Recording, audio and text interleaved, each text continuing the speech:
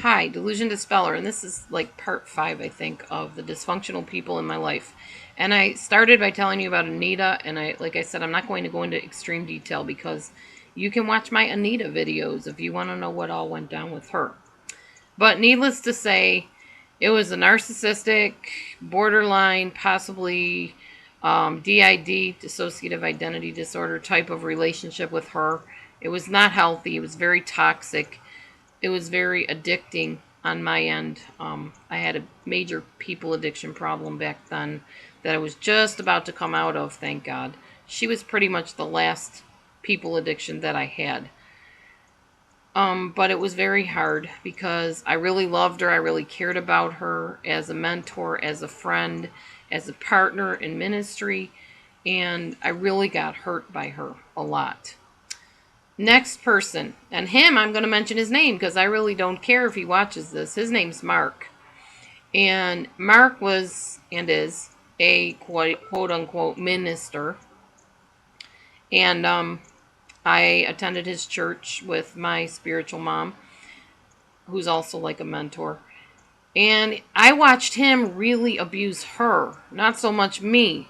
He took her email and just totally got in there and hacked up her email and sent all these nasty messages about how she was insubordinate and unsubmissive and she was in rebellion and blah blah blah, and sent it to her whole email list. Even contacted her son at work and decided to smear her to him.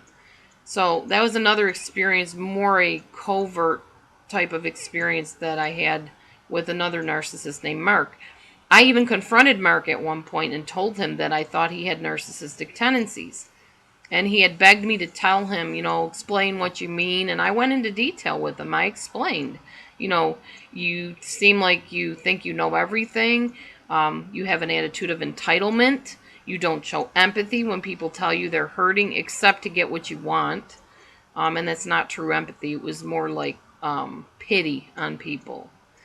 And he would put himself up there like he was better than like really famous preachers and singers, and he could run circles around them, and there was just a lot of things. And he was very narcissistic and still is very narcissistic, very full of himself. And I had a recent run-in with him again too that was rather interesting. Anyways, I call him Mark the Shark because he really is a shark the way he treats people. And yeah, Mark the Shark was very talented, still is very talented, wonderful singer, musician, even a good preacher at the time, pretty good. And I was impressed by him, but I didn't like the way he treated my spiritual mom at all. And he would gather these unknowing women around him and still does this that just fawn over him, and they're just so in admiration of him. Now his pulling point is that he lost a whole bunch of weight. He was very, very large, and he lost a lot of weight, and kudos to him for that. I mean, that's awesome. That's impressive. I'm trying to lose weight too, as you guys know. But he just was very abusive towards people. And as I said, I was trying to tell him at one point, upon his request, what his issues were. I had my bachelor's in psychology, and he pretty much played on that and said, "Well, you have this skill. Why don't you tell me what my disorders are?" So I began pointing them out to him, and he sat there and he mocked me and laughed at me with his wife at the time. It was on the internet, by a voice type thing, a voice chat type thing.